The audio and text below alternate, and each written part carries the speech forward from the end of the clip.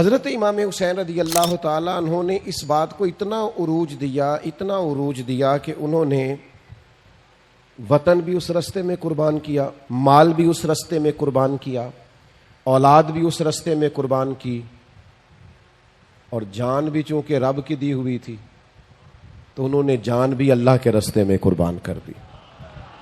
میرے دوستو، یہ شہادت کا بڑا گہرا تعلق ہے خدمت دین کے ساتھ۔ یعنی نبی پاک صلی اللہ تعالی علیہ وسلم جبل احد پر تشریف فرما ہیں تو جبل احد وجد کرنے لگا، تو حضور فرمانے لگے احد ٹھہر جا۔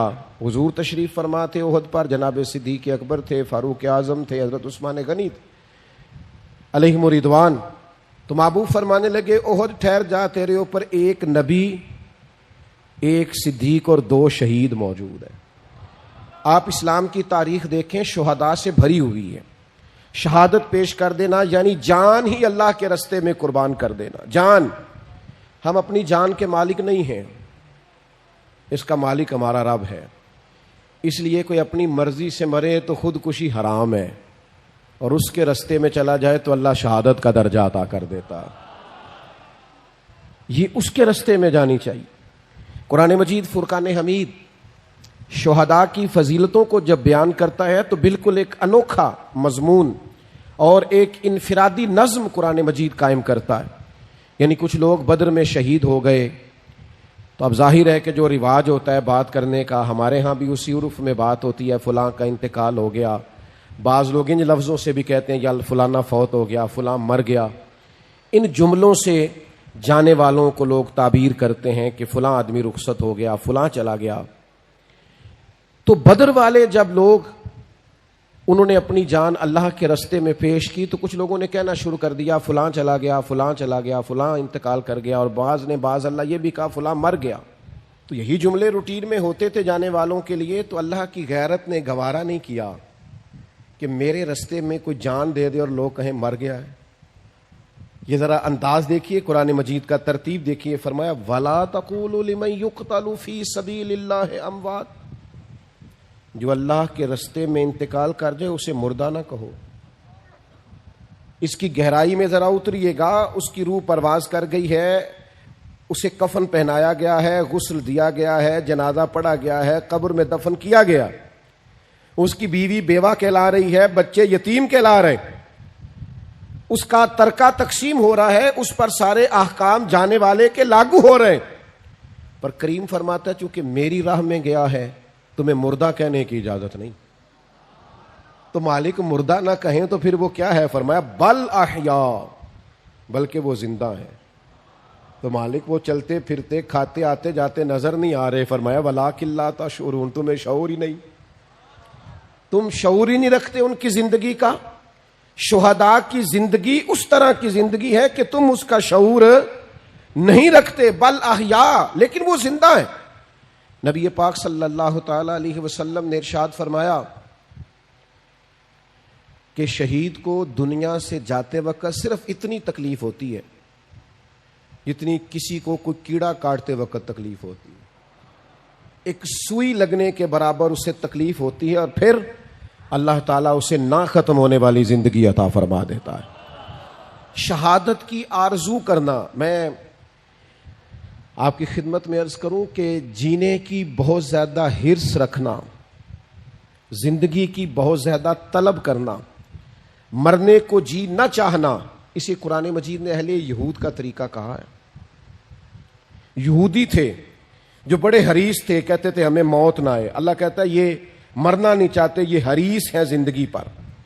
اور کون ہے مومنوں میں سے ایسا کون ہے جسے زندگی سے بڑا پیار ہو جاتا ہے، جو مرنا نہیں چاہتا؟ اللہ کے حبیب علیہ السلام نے فرمایا قرب قیامت میں ایسا وقت آنے والا ہے جب کافر تم پر چڑھ دوڑیں گے، ایک دوسرے کو دعوت دیں گے آؤ مسلمانوں کو ماریں۔ تو صحابہ عرض گزار ہوئے یا رسول اللہ صلی اللہ تعالی علیہ وسلم، اس وقت ہماری تعداد کم ہوگی؟ تو حضور نے فرمایا نہیں، بہت بڑی تعداد ہوگی تمہاری۔ تو حضور پھر کیوں کافر ہم پر چڑھ دوڑیں گے؟ تو اللہ کے حبیب فرمانے لگے تمہیں وہن ہو جائے گا، وہن کی بیماری لگ جائے گی۔ یا رسول اللہ یہ وہن کی بیماری کیا ہوتی ہے؟ تو حضور فرمانے لگے تمہیں زندگی سے پیار ہو جائے گا اور تمہارا مرنے کو جی نہیں چاہے، تم ہمیشہ جینا چاہو گے۔ یہ جو زندگی سے بے تحاشا پیار ہے یہ انسان کو بزدل کر دیتا ہے۔ یہ زندگی سے بے پناہ محبت کرنا اور مرنے کو جینا چاہنا یہ انسان کو بزدل، کمزور اور دنیا پرست بنا دیتا ہے۔ لیکن چونکہ جانا ہے، چونکہ زندگی ختم ہونی ہے، لہذا اس قدر انسان کو گھبرانا نہیں چاہیے۔ اور وہ اور کسی کی زندگی ہے جو مرنے پر ختم ہوتی ہے۔ یہ جو مومن کی زندگی ہے نا، یہ تو شروع ہی اس وقت ہوتی ہے جب قبر میں مدینے والے محبوب کی زیارت کر لیتا ہے، تو وہاں سے تو شروع ہوتی ہے۔ آج پھولے نہ سمائیں گے کفن میں آسی، قبر کی رات ہے ان سے ملاقات کی رات۔ مومن کی زندگی، اقبال کہتے ہیں موت کو سمجھے ہے غافل اختتام زندگی، یہ ہے شام زندگی پھر صبح دوام زندگی۔ تو اس قدر زیادہ پیار نہیں، جان اگر کبھی دینی پڑ جائے تو محبوب کے لیے نا تیاری کر کے رکھنی چاہیے۔ یہ سنبھال کے رکھنا چیزوں کو اور اپنے آپ سے بلا وجہ پیار کرنا، کچھ لوگوں کو نا اپنے آپ سے بڑا پیار ہو جاتا ہے، وہ کوئی تکلیف نہیں برداشت کرنا چاہتے، وہ کسی اذیت میں نہیں آنا چاہتے، وہ بڑی پرسکون زندگی جینا چاہتے ہیں، پھر چھوٹی چھوٹی باتوں پہ ڈپریشن کا شکار ہوتے ہیں۔ ذرا سی چیز ہوتی ہے تو انہیں انزائٹی ہوتی، کیوں؟ اپنے آپ سے پیار ہی بڑا ہو گیا، اپنے آپ کو سہولیات ہی بڑی دے لی، سکون ہی بڑا دے لیا، ذرا سی باتوں پر وہ پریشان ہو جاتے ہیں۔ لیکن جان پاویں نہ جان میرے محبوبہ، میں تے لگیاں توڑ نبھیساں، رات تیرے وچ رول کے مرساں، تے قدم نہ پیچھا ہٹیساں، شہر تیرے دے ٹکڑے منگساں، تے تیرے کتیاں دے پیر چمیساں، آزم جان امانت تیری تو جدوں منگ سیں میں پیش کرے ساں۔ اے جان امانت تیری تو جدوں منگ سیں میں پیش کرے ساں، جان امانت ہے، جب مانگے پیش کر دیں گے۔ تو صحابہ جان پیش کرتے رہے اللہ کے حضور پیش۔ صحابہ میں سے ایک صحابی حضرت عبداللہ بن عمر، حضرت جابر ابن عبداللہ رضی اللہ تعالیٰ عنہ کے والد ہیں، یہ جنگ احد میں شہید ہو گئے تھے۔ حضرت جابر ابن عبداللہ فرماتے ہیں کہ پیچھے بیٹیاں چھوڑ گئے تھے، میرے اوپر بہنوں کا بوجھ تھا، قرضے بھی تھے، آزمائش بھی تھی، لیکن جب نبی پاک علیہ السلام نے مجھے میرے والد کا حال سنایا نا، اس شہید کی حضور نے بات سنائی، نبی کریم علیہ السلام نے فرمایا جابر میں تمہیں بتاؤں تمہارے والد کی شان کیا ہے؟ یہ صحیح حدیث میں موجود ہے۔ یا رسول اللہ فرمائیے۔ تو اللہ کے محبوب فرمانے لگے جو بھی شہید ہوتا ہے اللہ اس پر پردے ڈال کر اس سے کلام کرتا ہے، لیکن جب آپ کے والد شہید ہوئے ہیں نا، اللہ نے پردے ہٹا کے کلام کیا۔ تو جابر بڑے سیانے تھے، فوراً سمجھ گئے کہ اگر حضور نے یہ فرمایا نا رب نے ان سے کلام کیا ہے، تو یہ بھی محبوب کو پتا ہوگا کون سا کلام کیا ہے، یہ بھی پتا ہوگا بات کیا ہوئی ہے۔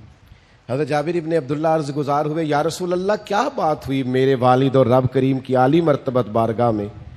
تو حضور فرمانے لگے اللہ نے تیرے باپ سے پوچھا عبداللہ میں نے تمہیں جنت دے دی، درجات دیے، کچھ مانگ لے۔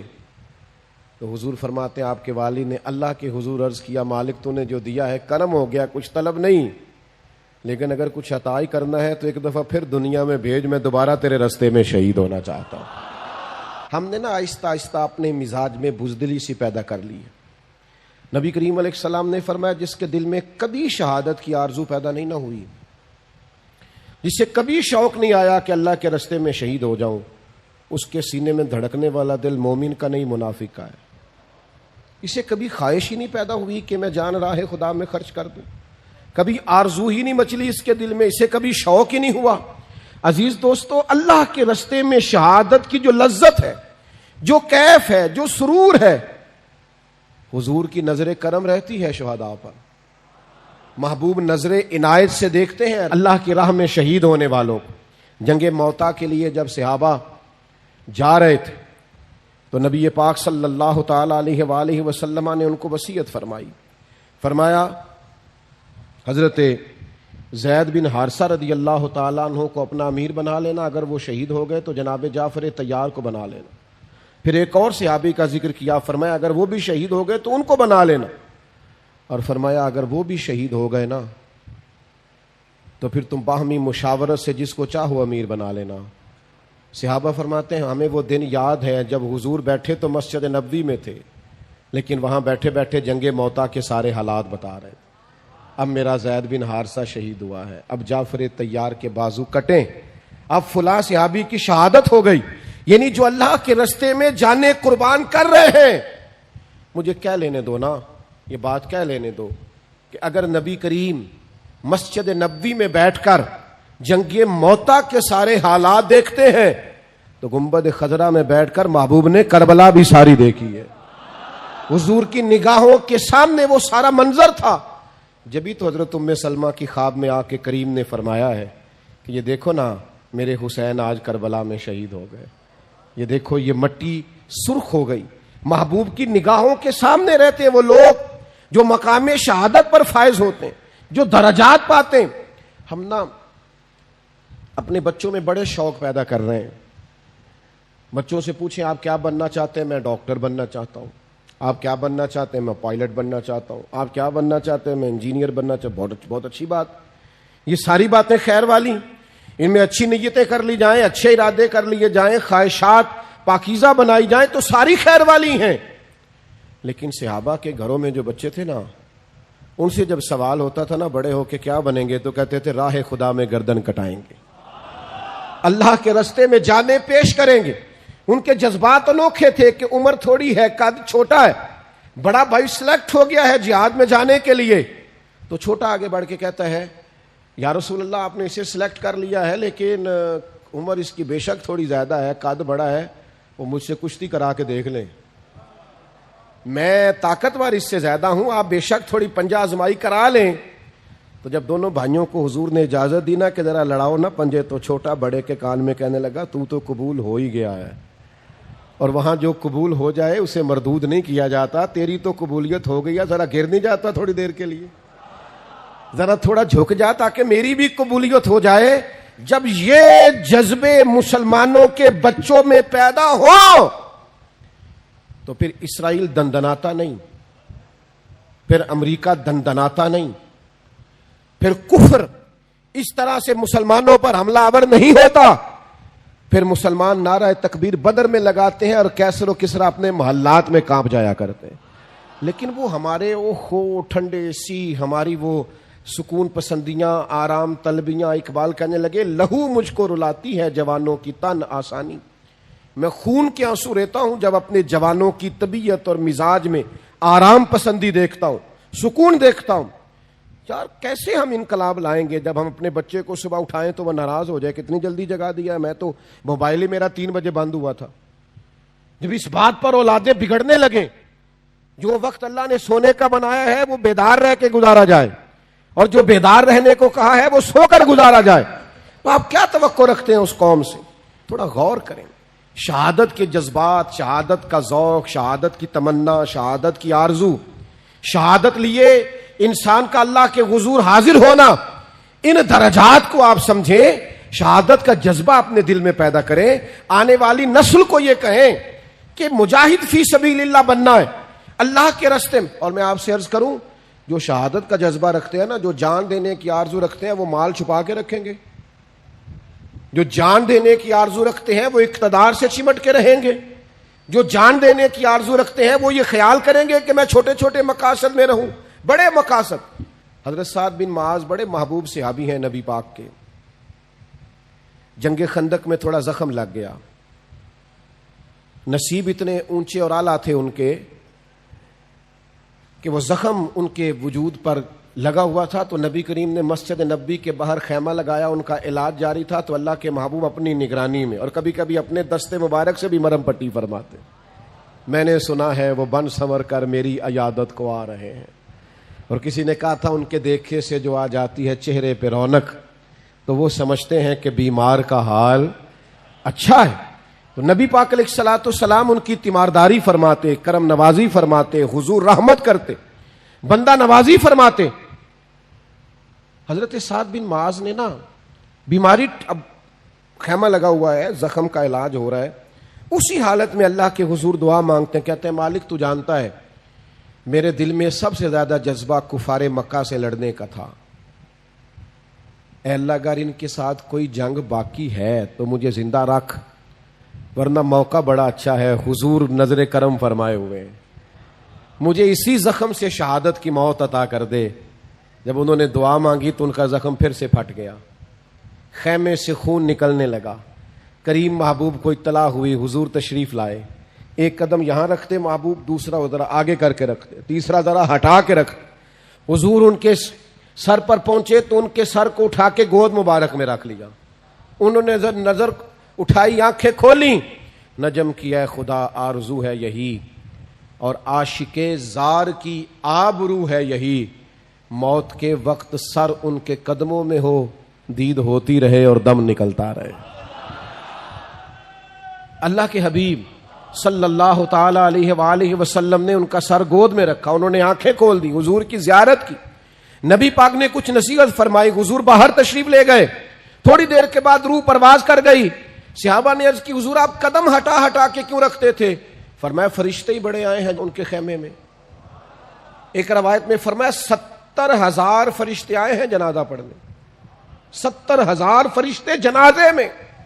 اللہ اکبر۔ محبوب نے جنازہ پڑھایا اور تدفین سے پہلے حضور خود ان کی قبر میں اتر گئے اور محبوب فرمانے لگے سعد کے وصال سے اللہ کا عرش ہل گیا ہے، عرش کو وجد ہو گیا ہے۔ اس طرح انہوں نے دنیا چھوڑی۔ شہادت کا جو مرتبہ ہے، شہادت کا جو مقام ہے، شہادت کی جو عزت ہے، آپ اس کو سمجھیں، اپنی طبیعت کے اندر یہ ذوق لائیں کہ جان ویسے بھی تو جانی ہے، بستر پہ بھی تو نکل ہی جانی ہے۔ یہ میرے بھائی ہاسپٹل میں بھی تو کسی نے کہا تھا مرتے جانا ہے کسی دے سرے چڑھ کے نہ مریے، مرتے جانا ہے کسی دے ہو کے نہ مریے، زندگی تو گزر جانی ہے، کسی کے نام نہ کر دے۔ کیا اپنے آپ سے پیار کرنا، ہر وقت جینے کی آرزو کرنا ہے وہی تیرے زمانے کا امام برحق جو تجھے حاضر و موجود سے بیزار کرے اور موت کی شکل میں دکھلا کے تجھے جلوہ یار، زندگی تیرے لیے اور بھی دشوار کرے، جو تیرا جینا مشکل کر دے، تیرا جینا مشکل۔ اور آپ اندازہ کریں ایک صحابی تھوڑی سی نا ٹانگ مبارک دبا کے چلتے ہیں، بظاہر جنگ احد میں 4 بیٹے لے کے آئے، اپنے 4 بیٹے، حضور یہ میرے 4 قبول کر لیں۔ جب وہ لوگ اللہ سے لیتے ہیں تو پھر نہیں گنتے، اور جب واپس دیتے ہیں میں 10,000 دیتا ہے مسیحتے، اعلان کر دیو۔ میں ختم شریف پہ چلا گیا تو وہ کہنے لگے جی ہمارے والد انتقال کر گئے تو ہم ان کی طرف سے نا 50,000 مسجد کو دے رہے ہیں، ذرا اعلان کر دیں۔ میں کہ ابا کی دے گیا تو کئی دکانہ نے اور بھی کافی مال ہے، میں کہ انہیں بھی جان لگے مسیحتے اعلان کرایا کہ انجی دے گیا ہے۔ نہیں انہوں نے تو، میں نے کہا آپ اس میں سے والد کے نام پہ 50,000 دے رہے ہیں، وہ بھی مسجد میں اعلان کرا کے۔ یعنی جب اللہ سے لیتے ہیں، کسی نے امام شافعی سے کہا کہ میں دینا چاہتا ہوں اللہ کے رستے میں پر کوئی مستحق بندہ نہیں ملتا، تو امام صاحب مسکرا پڑے، بعض لوگوں کے سوالوں پہ مسکرانا ہی چاہیے۔ وہ کہنے لگا حضور آپ مسکرائے کیوں؟ فرمانے لگے کمال ہو گئی ہے نا، تجھے مستحق بندہ ہی نہیں مل رہا خرچ کرنے کے لیے، تو بتا اللہ نے جو تجھے دیا تو اس کا مستحق تھا؟ تیری محنت اتنی ہے، تیری عبادت اتنی ہے، جب رب نے بغیر تیری مشقت اور محنت کے اپنے فضل سے دیا ہے تو بھی اللہ کے بندوں کو دیا کر، تو بھی دل کھولا کر۔ نبی کریم نے حضرت اسماء بنت ابی بکر سے کہا تھا اللہ کے رستے میں گن گن کے نہ دیا کر، اس کے راہ میں بے حساب دے، وہ بھی تجھے بے حساب ہی عطا فرمائے گا۔ تو میرے عزیزو یہ بات یاد رکھیں کہ جذبات ہونے چاہیے اس کے رستے میں خرچ کرنے، اپنی جان کا نذرانہ پیش کرنے کی ہر وقت خواہش ہونی چاہیے، انسان کے اندر جذبہ ہو، شوق ہو، وارفتگی ہو کہ میں نے اپنے آپ کو پیش کر دینا اپنے رب کے حضور۔ اس میں بڑی تازگی ہے، اس میں بڑی لذت ہے، اور اس سارے عنوان کو، اس سارے نظریے کو پورا عروج دیا ہے تو امام حسین نے دیا ہے۔ علی کا گھر بھی وہ گھر ہے کہ جس گھر کا ہر ایک بچہ جسے دیکھو وہی شیر خدا معلوم ہوتا ہے۔ یعنی ہر ایک نے، وہ جنگ بدر کے موقع پہ نا جاسوس بھیجے تھے، ابو جہل نے کہا ذرا دیکھ کے آؤ مسلمانوں کی تعداد کیا ہے، تو جاسوس واپس گیا تو اس نے کہا 312 یا 313 لوگ ہیں، اور ان میں سے بھی کچھ بچے ہیں کچھ بوڑھے ہیں۔ تو ابو جہل کہنے لگا جنگ کیا کرنی ہے، ان کو صبح گھوڑوں کی پشتوں پہ باندھ کے مکے لے جاتے ہیں، وہاں جا کے دیکھیں گے کیا کرنا ہے۔